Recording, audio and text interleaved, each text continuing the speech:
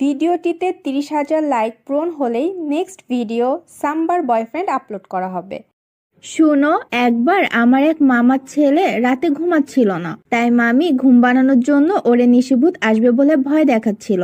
তারপর ভূত টুত নাই, আমি তো এটা জানি। নাই মানে 100 ভাগ আছে।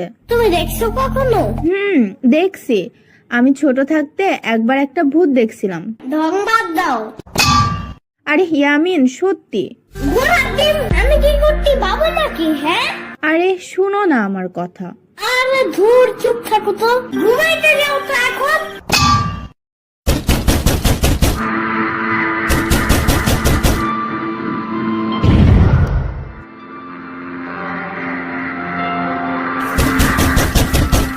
এত রাতে আবার কে আসলো?